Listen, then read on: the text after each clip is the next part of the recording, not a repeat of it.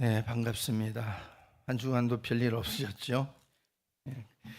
자, 오늘 제가 설교를 하기 전에 우리 영상을 하나 같이 보면서 하려고 합니다. 영상을 먼저 띄워주세요, 하나만. 제가 길을 가다가 유독 제 마음에, 제 눈에 들어와서 찍어갖고 올려드리는 건데요. 우리 한번 읽어볼까요? 시작.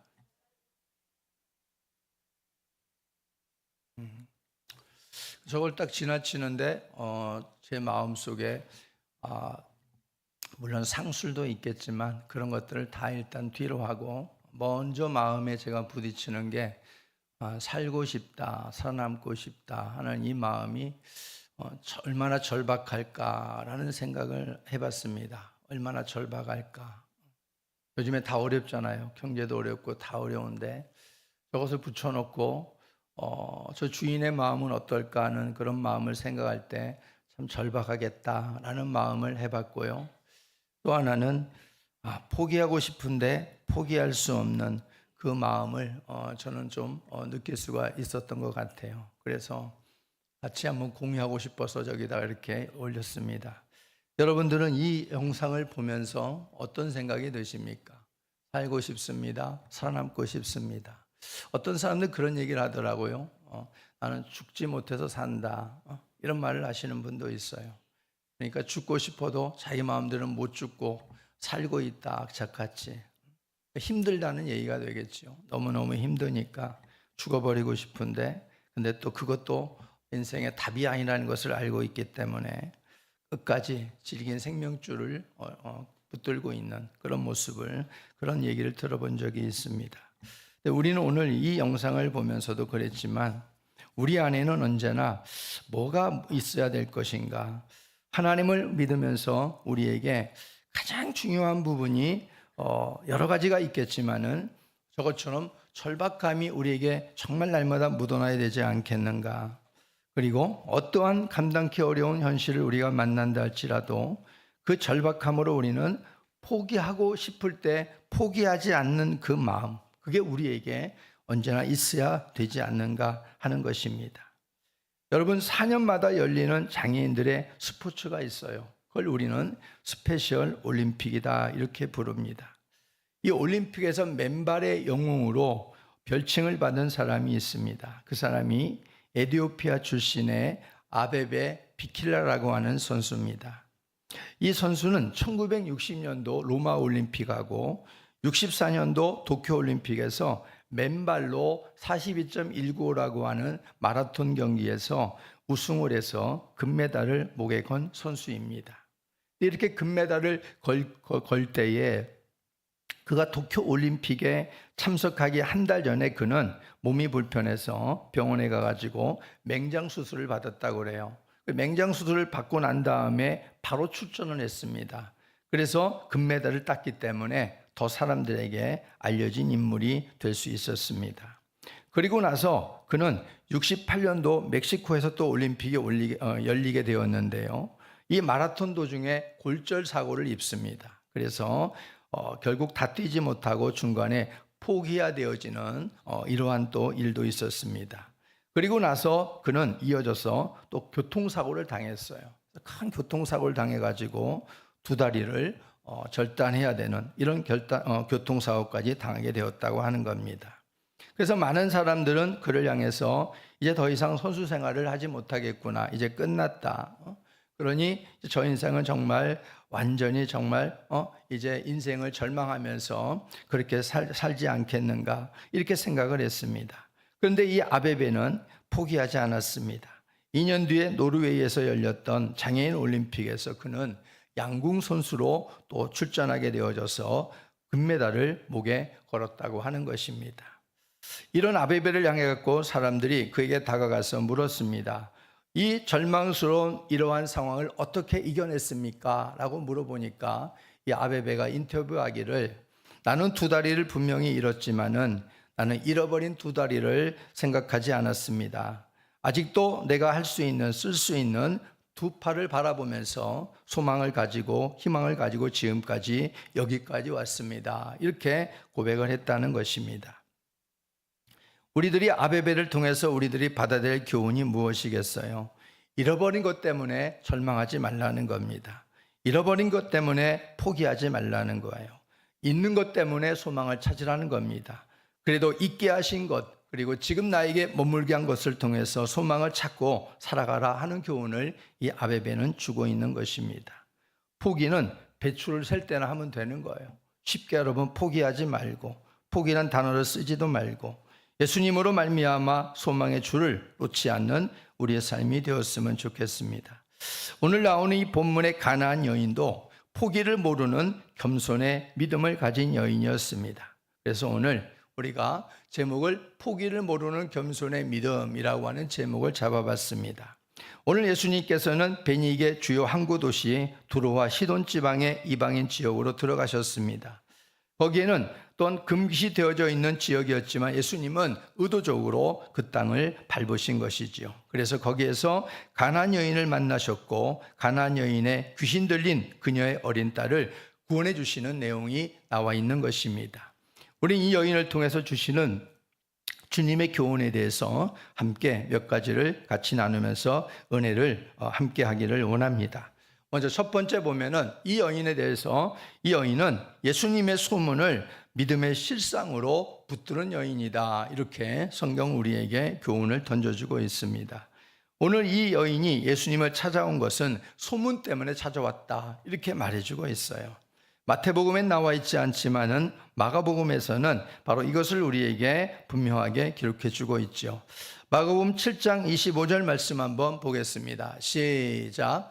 이에 더러운 귀신 들린 어린 딸을 둔 한 여자가 예수의 소문을 듣고 곧 와서 그 발 아래에 엎드리니 그랬습니다. 뭘 듣고 왔다고요? 예수의 소문을 듣고 왔다는 거예요. 예수의 소문을 듣고 곧 와서 그랬어요. 그러니까 이 여인은 얼마나 절박했겠어요. 그 어린 딸이 옆에서 귀신 들려가지고 정말 죽어가는 그 모습을 보면서 이 여인이 고통하는 모습을 보면서 얼마나 어머니의 마음으로 아팠겠어요. 힘들었겠어요. 근데 예수의 소문을 들어왔는데 그 소문을 듣고 들었던 예수님이 자기 땅에 지금 들어오셨다는 얘기를 듣고 곧 달려왔다. 이렇게 말해주고 있습니다. 누군가에게는 예수님의 소문이 뜬소문으로 치부하고 별 관심밖에 일일 수는 있겠지만 오늘 이 여인에게는 그럴 수 없었습니다. 왜냐하면 성경에 나와 있는 대로 그녀의 어린 딸이 흉악하게 귀신이 들렸기 때문에 그렇습니다. 여기 흉악하게 귀신 들렸다는 이 말은 위험할 정도로 목숨이 위태로울 정도의 치명적인 상태라고 하는 것을 의미하고 있는 것입니다. 그러니까 이 어머니는 자기 딸이 귀신 들렸는데 그것을 통해 가지고 거의 죽어가는 그야말로 목숨이 경각에 붙어 있는 이런 딸을 지켜보고 있었다 이런 말입니다.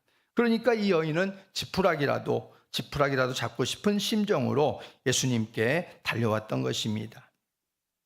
그래서 예수님께서 병자를 고치셨고 귀신을 쫓아내셨다는 소문이 이 여인에게도 이방 땅에 있는 여인에게도 들렸습니다. 그래서 그 소문을 듣고 그 예수님이 지금 내가 살고 있는 이 지역에 들어오셨다고 한다면 그 소문에 들렸던 그 예수님을 그냥 만나는 것으로 끝나지 않고 그 소문에 그런 예수님이라고 했는데 그 예수님은 반드시 내 딸을 구원해 주실 것이라고 하는 그 믿음을 가지고 찾아온 것입니다. 그녀의 절박하고 간절한 모습은 22절에서도 찾아볼 수가 있지요.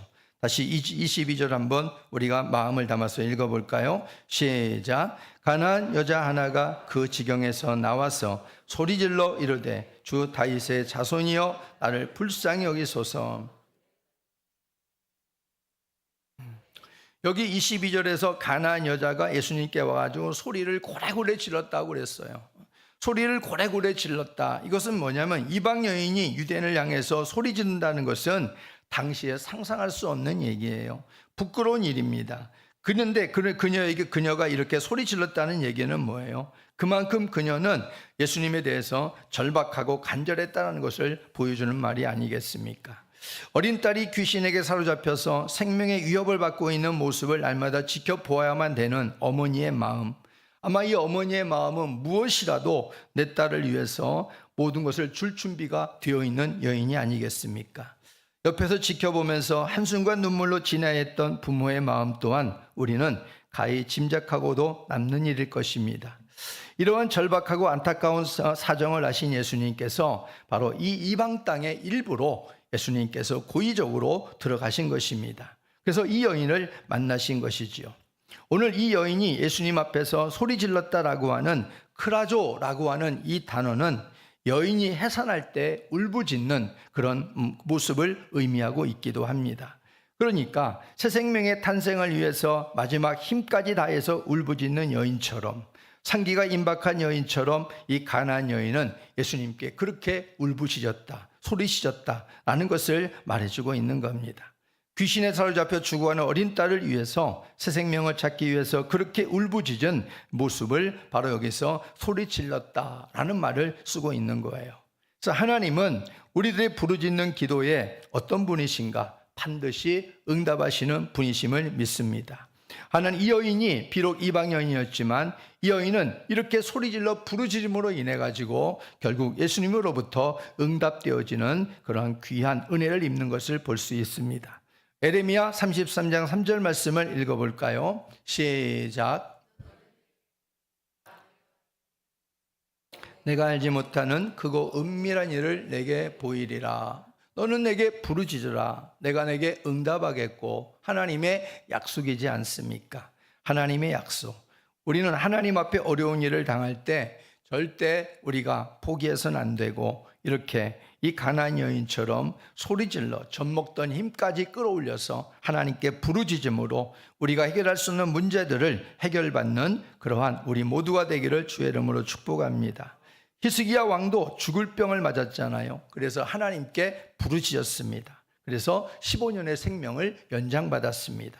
역대하 32장 20절 시작. 이러므로 히스기야 왕이 아모스의 아들 선지자 이사야와 더불어 하늘을 향하여 부르짖어 기도하였더니, 그랬어요.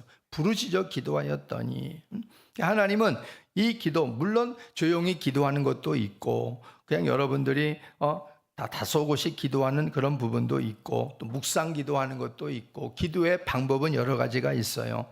그런데 오늘 특별히 여인이 소리질러 부르짖어 하나님 앞에 도움을 구하는 이 모습은 유독 오늘 예수님께서 눈여겨보셨다고 하는 것을 우리가 오늘 본문을 통해서 찾아볼 수가 있다는 거지요.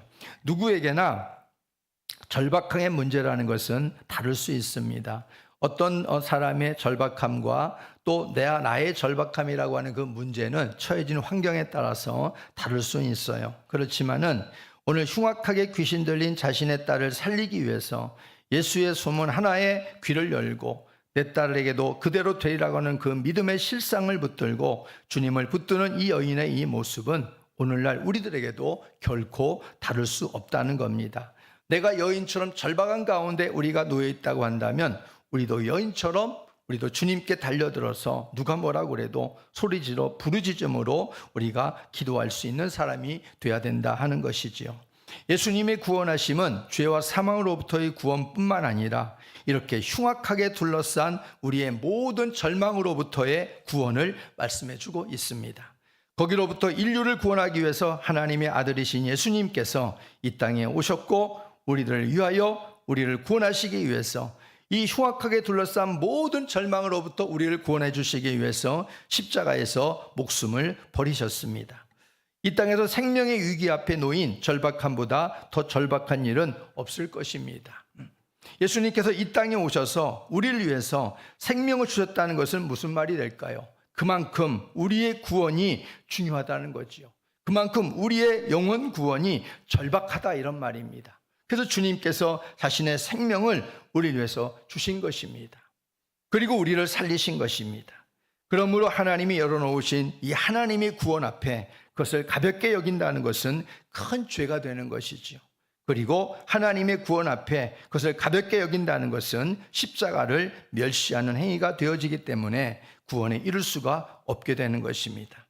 그러나 아무리 보잘것없는 인생이라 해도 오늘 나오는 이 가나안 이방 여인처럼 예수님의 소문에서조차 이렇게 내 믿음의 실상으로 받고 소문었던 그 예수님을 내가 만나서 그분의 도움을 받으면 그분은 소문에 뿐만 아니라 소문대로 바로 내 딸을 고쳐줄 수 있을 거야. 그대로 될 거야, 그대로 이루어질 거야 라고 하는 이 믿음을 자기의 믿음으로 붙들고 오늘 예수를 만나고 예수님을 찾았다는 겁니다. 거기에서 하나님의 기적과 능력이 임한 줄로 믿으시기를 바랍니다. 그래서 우리는 바로 이러한 절박감과 간절함을 가지고 예수 그리스도를 찾았던 이 여인처럼, 그리고 그 예수님이 행하셨던 그 일들에 대해서 직접 보지는 않았어도 소문만으로 자기의 믿음으로 삼았던 이 여인처럼 우리도 바로 예수 그리스도의 이 말씀을 통해서 그 주님에 대한 그 믿음이 우리의 믿음이 될 수 있기를 주의 이름으로 축복합니다. 두 번째는 가나안 여인이 보여주는 것은요, 예수님의 거절 앞에서도 포기하지 않는 겸손의 믿음이 있었다는 것이지요. 오늘 가나안 여인이 예수님을 향해서 소리 지르면서 자신의 절박함으로 도움을 요청했습니다. 그런데 예수님께서 23절에서 한 말씀도 대답하지 않으셨습니다. 이 말은 무슨 말이냐면은 그녀의 절박함 앞에서 예수님이 무관심을 보인 거지요. 이것은 거절입니다. 거절을 표현하고 있는 겁니다. 1차적으로 첫 번째로 여인은 예수님으로부터 거절을 당합니다. 이윽고 예수님께서 조금 있다 작심이라도 하신 듯이 뱉는 말씀이 무엇이냐면 나는 이스라엘 집에 잃어버린 양에게로 보내심을 받지 아니했다라고 말합니다. 이 말은 또 무슨 말이냐면 나는 너와 상관이 없어 라는 겁니다. 두 번째, 예수님이 거절하십니다. 이럴 때 여러분들이라면 어떻게 대응하시겠는가? 마지막 희망이었는데 그 희망마저 무너지는 소리를 들을 때 우리는 절망하거나 때로는 원망하지 않겠는가라는 것이지요. 그런데 이 여인은 그렇지 않았습니다. 25절 말씀 한번 또 읽어보겠습니다. 시작. 예수께 절하며 이르되 주여 저를 도우소서. 이렇게 납작 엎드려서 겸손한 모습으로 주님의 도움에 매달리는 여인을 볼 수 있습니다. 오직 주님만이 문제 해결자가 되신다는 희망과 소망을 가지고 어렵게 찾아온 이상 그녀에게는 예수님의 거절이 물론 당혹스럽겠지만은 쉽게 물러나지 않았습니다. 쉽게 포기하지 않았습니다. 왜냐하면 자기가 지금 포기하면 자기만의 포기가 아니라 흉악히 귀신 들려있는 그 사랑하는 어린 딸을 구원할 수 없기 때문에 그렇겠지요.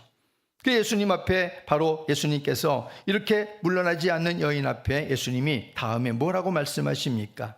26절 말씀 다 같이 시작.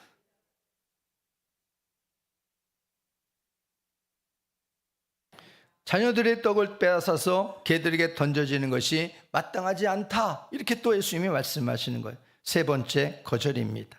예수님의 이 세 번째 거절에는 그야말로 아주 자존심이 뭉개지는 말씀을 하시는 겁니다. 아주 이 여인에게 모멸감을 안겨주는 이런 말씀을 지금 하고 있는 겁니다. 유대인들은 이방인들을 가리켜가지고 개나 돼지로 취급했던 당시의 상황이었습니다. 근데 예수님께서 바로 이 여인을 향해서 바로 이렇게 짐승 취급을 하는 말씀을 하시니 예수님이 그들과 다를 바가 뭐가 있겠습니까? 적어도 구원자라고 한다면 위급하게 찾아온 불쌍한 여인을 향해서 위로의 말씀을 해주셔야 그것이 맞지 않겠는가 하는 거지요. 적어도 격려의 말씀, 위로의 말씀을 해주시면서 뭔가 도움을 주셔야 바로 그분이 예수님인데, 소문에 들었던 예수님인데 지금 만나는 예수님은 전혀 다른 모습이었다, 이런 말이지요. 우리들이 만약 이런 상황이었다면 적어도 첫 번째 거절은 피할 수 있었겠지만은 두 번째, 세 번째 모멸감은 아마 쉽게 넘어가기 힘든 상황일 것입니다. 지까지 게 뭔데 나의 자존심을 뭉개고 나를 깔아뭉겨 나의 인권까지 못 오고 그래 하면서 법정 투쟁을 했을지도 모르죠. 오늘날 같으면은. 이 여인은 충분히 그로 남은 상황에 지금 놓여 있는 거잖아요. 근데 이 여인은 예수님의 두 번째, 세 번째 거절에도 결코 물러설 마음이 없었습니다. 27절 말씀 또 읽어보겠습니다. 시작.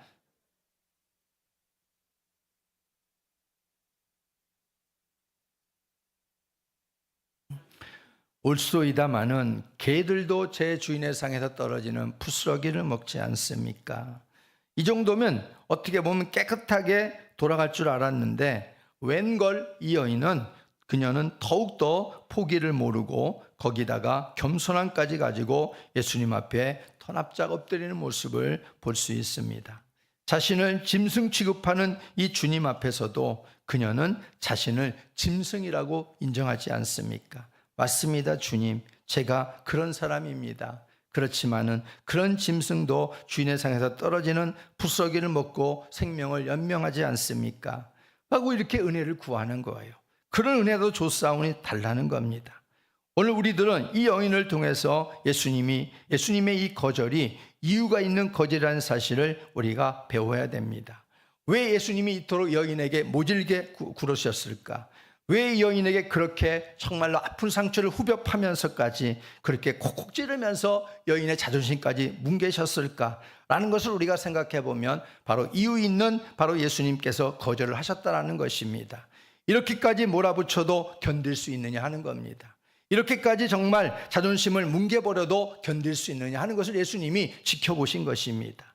예수님의 이유 있는 거절 앞에 이유 있는 축복을 주시기 위해서 주님이 그렇게 하셨다라는 것을 우리는 꼭 배워야 됩니다. 살아가는 삶 속에서 우리가 어려운 일을 만나고 때로는 포기하고픈 그런 일들을 만났을 때에 우리가 주님을 붙듭니다. 주여 도와달라고, 주님 절박하다고. 근데 주님은 우리에게 모질게 이렇게 말씀하실 때도 있습니다. 그럴 때 우리는 절대 포기해서는 안 됩니다. 더 좋은 이유 있는 축복을 주시기 위해서 주님께서 이유 있는 거절을 하신다는 사실을 언제나 이 본문을 통해서 잊지 말고 배우는 우리 모두가 되기를 주의 이름으로 축복합니다. 여러분, 페니크로스비라고 하는 여인이 있습니다. 이 페니크로스비는 바로 우리가 부르는 찬송가에 23곡이 수록되어 있습니다. 나의 갈 길 다가도록 예수 인도하시니, 또 나의 영원하신 기업 생명보다 귀하다, 오 놀라운 구세주 예수 내 주 참 능력의 주시로다 등등 23곡이 우리가 주옥같이 아끼고 애창하는 그러한 찬양곡들이 들어가 있어요. 그런데 이 여인은 참으로 우리가 인간적으로 볼 때에는 너무너무 불행한 여인이었어요. 페니크로스비는 돌팔이 의사의 잘못된 약물 치료로 인해 가지고 그는 생후 6주부터 95세까지 맹인으로 평생을 살게 됩니다. 그런데 이 여인은 이것을 불평하거나 원망하지 않았어요. 인간적인 관점에서 볼 때에는 가장 불행한 여인으로 말하는 사람도 있습니다. 그는 눈이 멀게 된 이후에 제대로 의사의 치료를 제대로 받아본 적도 없었고, 페니는 1살 때 아버지가 돌아가셨고 11살 때 어머니도 세상을 떠났습니다. 그리고 사랑하는 그러한 연인과 만나서 결혼도 했는데 아이를 낳았는데 아이도 죽고 말았습니다. 그리고 또 있다가 남편도 세상을 떠나버리고 말았어요. 그야말로 모든 일들이 뒤죽박죽 되어져 버리는 것이고, 삶이 제대로 삶을 살아가고픈 소망이 생기지 않는 삶이 페니크로스비 여인의 삶이었다라는 겁니다. 그런데 그렇게 성장하면서 이 여인은 바로 유명한 시인이 됩니다. 그리고 하나님께서 그녀를 만나 주셨고 그는 찬송가 작사자가 되어지게 되는 거죠. 그래서 페니는 일주일에 6편이나 7편 찬송시를 쓰면서 이렇게 막 잘 나가는 하나님의 은혜를 입기도 했습니다. 근데 문제는 바로 이 페니크로스비는 한평생을 우리가 딱 나가지고 한평생 동안에 하나님의 은혜를, 그의 삶에 정말 하나님이 함께했던 은혜를 우리가 말한다고 한다면 페니크로스비는 그것보다는 수많은 슬픔과 고통과 아픔을 거듭해서 경험했다는 겁니다. 그럼에도 불구하고 어느 사람 같으면 벌써 쓰러지고 자빠지고도 남았는데도 불구하고 여인은 바로 하나님을 소망으로 삼고 끝까지 포기하지 않는 인생을 살아낸 여인으로 우리에게 알려지고 있습니다. 이 페니크로스비는 하나님이 함께 하셨던 많은 간증도 갖고 있었습니다. 그래서 그는 부흥 집회에 참여해가지고 간증하는 그러한 간증을 많이 하곤 했다고 하는데요. 어느 부흥 집회에서 바로 이 여인이 간증을 하고 나서 목사님이 여인에게 이렇게 말을 합니다. 자매님은 하나님께서 수많은 은사를 자매에게 주셨는데 근데 왜 맹인으로 살게 하셨는지 너무너무 안타깝습니다. 이렇게 이제 격려의 위로의 말을 던져줬다는 거지요. 그러니까 이 페니크로스비가 말하기를 바로 내가 만약에 태어나서 목사님, 내가 처음에 태어나자마자 말할 수 있고 기도할 수 있다면 나는 하나님 앞에 맹인이 되기를 기도했을 것입니다. 이렇게 말하더라는 거예요. 그러니까 목사님이 깜짝 놀라면서 아니 자매님 그게 무슨 말입니까? 이제 그러니까 이 페니크로스비가 말하기를 바로 나는 천국에 이르렀을 때 내가 눈을 제일 먼저 떠가지고 보고 내가 제일 좋아하는 얼굴이 바로 나의 주님의 얼굴이기를 소망하기 때문에 그렇습니다. 이렇게 말했다는 것입니다. 미국의 유명한 부흥사 D.L. 무디가 페니 크로스비 여사에게 개인적인 간증을 해달라고 부탁을 했을 때 그녀는 마침 아직 발표되지 않은 그러한 영혼의 찬송시가 준비되고 있었습니다. 바로 그 영혼의 찬송시는 우리 찬송가 608장에 있는 바로 수록된 찬송가입니다. 우리 한번 이 찬송 한번 2절하고 4절만 한번 불러보겠습니다. 608장이에요. 608장. 우리 페니 크로스비 여사의 삶을 한번 여러분들이 생각하면서 우리 이 찬양 2절과 4절만 불러볼까요?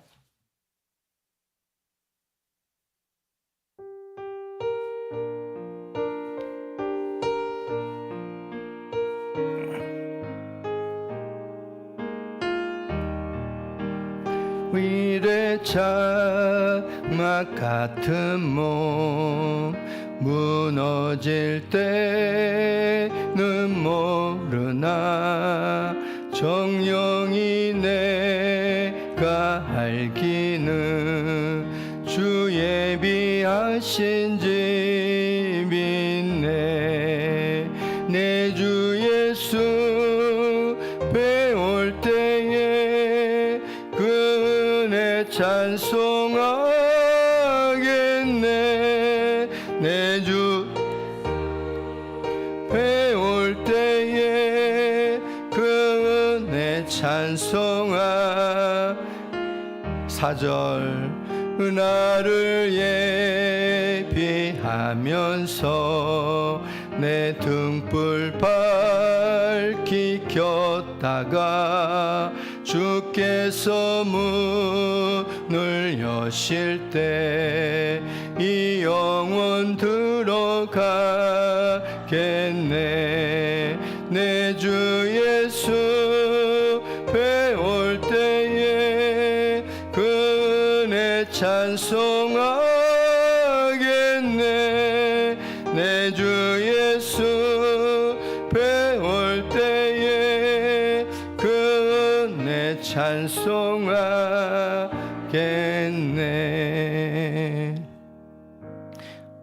여기 찬송가 가사를 보면요, 후일의 장막 같은 몸 무너질 때는 내가 모르지만 정령이 내가 알기는 주 예비하신 집이 있다, 이렇게 고백하고 있지요.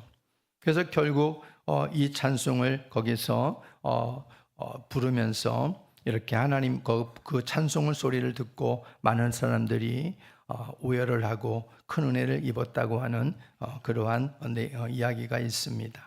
그래서 우리가 이 땅을 살아가면서 우리가 이 땅을 살아가지만 오직 천국을 사며 살아가는 가장 행복한 사람이 누구였는가라고 우리가 꼽는다면, 비록 육체는 굉장히 힘들고 어려운 시절들을 보냈지만 바로 이 페니 크로스비 여인이라고 하는 여인은 하나님 안에서 천국을 사모하면서 행복한 사람으로 살아간 여인이라고 이렇게 할 수 있다는 것입니다.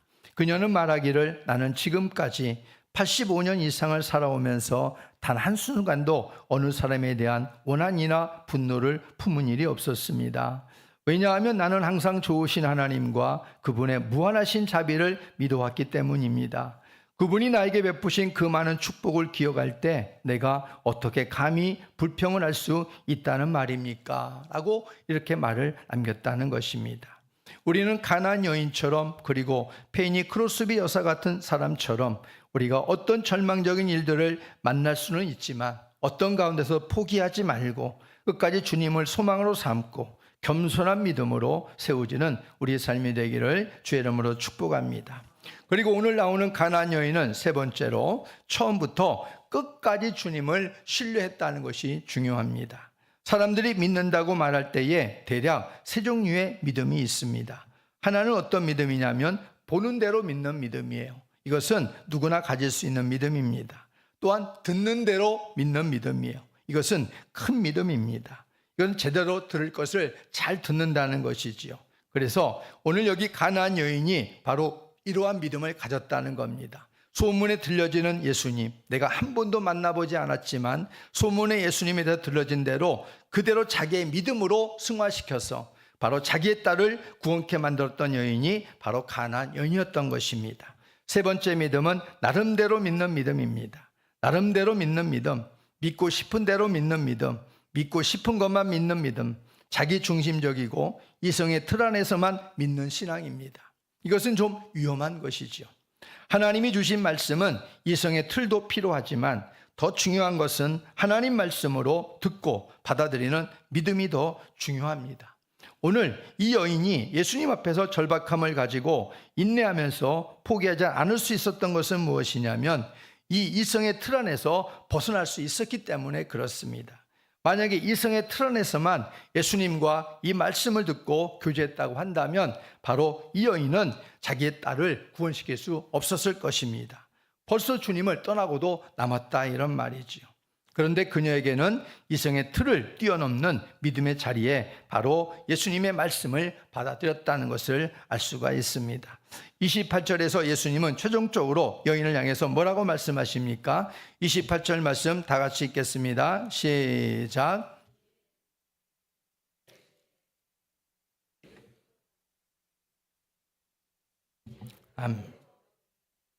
아멘. 여자여 내 믿음이 크도다 내 소원대로 되리라. 예수님께서 그렇게 축복하시는 걸 볼 수 있습니다. 이 가나안 여인에게는 주님과의 대화의 시간들이 아마도 천국과 지옥을 왔다 갔다 하는 그런 시간이었을 것으로 생각이 듭니다. 그러나 그녀는 바로 이렇게 처음부터 끝까지 일관된 생각과 믿음을 가지고 주님을 붙들었다는 것이 중요합니다. 22절 말씀을 보면은 주님을 처음 만났을 때 그녀는 주님을 주 다윗의 자손이요 이렇게 불렀습니다. 메시아로 부른 것이지요. 27절에서도 여전히 예수님은 주 바로 큐리오스라고 하는 주인으로 고백하고 있다는 것입니다. 그녀는 어떤 일이 일어나도 변함없이 예수님을 자신의 주인으로 인정해 드렸다는 것입니다. 이것이 바로 믿음인 겁니다. 우리들의 삶이 뜻대로 안 되고 안 풀려도 주님은 언제나 우리의 주님이신 줄로 믿습니다. 잘 될 때에만 우리의 주님이 아니라 우리가 안 될 때도 주님은 여전히 우리의 주가 되시는 분이에요. 그분은 여전히 우리의 주로서 우리를 통해서 인정받기를 원하십니다. 우리들은 여인처럼 그래서 어떠한 상황 속에서도 우리는 포기하지 말고 예수님을 우리들의 주로 모시고 살아가는 우리의 삶이 되기를 바랍니다. 우리 주님은 이 여인처럼 우리들의 믿음이 카멜레온처럼 영리한 신앙생활이 아니고 그런 영리한 신앙생활보다는 변함없는 믿음의 고백을 듣고 싶어 하시는 분이라는 것을 잊지 말아야 됩니다. 어떤 상황 속에서도 나의 하나님으로 고백되어지는 모습을 주님은 듣고 싶어 하시는 거예요. 어려울 땐 더더욱 그렇습니다. 오늘 이 여인처럼 이유 있는 거절을 통해서 주님께서 듣고 싶은 것은 아이고 나 죽겠네 이 소리가 아니에요. 아유 나는 끝났네. 아유 이젠 죽었네. 이 소리가 아니라 이런 말이죠. 이제는 나는 절망이네. 한숨을 토해내면서 이제는 끝났네. 이런 소리를 듣고 싶은 게 아니지요. 이유 있는 거절을 주시는 것은 뭐예요? 이유는 축복을 받아 누릴 수 있는 고백을 듣고 싶은 거예요. 여전히 주님은 나의 주가 되십니다. 주님은 언제든지 이 어려운 문제를 해결할 수 있으십니다. 그분은 여전히 나의 주님 되십니다. 나는 그 주님을 끝까지 내가 나의 주로 모시겠습니다. 이런 고백들을 듣고 싶어 하시는 거라 이런 말이에요. 그래서 우리가 하나님께서 우리에게 거절도 하시고 어려움도 주시고 연단도 하시는 것입니다. 그래서 이러한 이유 있는 거절을 주시는 주님 앞에서 우리는 여전히 바로 시편 이 기자가 고백하고 있는 것처럼 나의 하나님으로 나의 주님으로 가나안 여인처럼 그렇게 고백되어질 수 있기를 바랍니다. 시편 118편 28절 말씀 같이 또 보겠습니다. 시작. 감사하리이다. 주는 나의 하나님이시라. 주를 높이리이다. 여기 보면 주는 나의 하나님이시라. 나의 하나님이시라. 남의 하나님이 아니고 당신의 하나님이 아니고 나의 하나님이다. 그래요. 나의 하나님. 이게 우리가 1차적으로 고백되어야 될 주님과의 관계에 있는 주님입니다. 주님과 나와의 관계는 바로 누구도 끼어들 수 없어요. 누구도 끼어들면 안 돼요.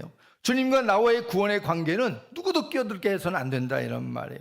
주님은 나의 구원이십니다. 주님은 나의 하나님이십니다. 이렇게 분명히 여러분들이 모든 불순물들을 걷어내고 그 하나님을 어떤 가운데서도 고백할 수 있는 이런 바로 인격적인 관계로 세워지는 그런 삶이 되어야 될 줄로 믿습니다.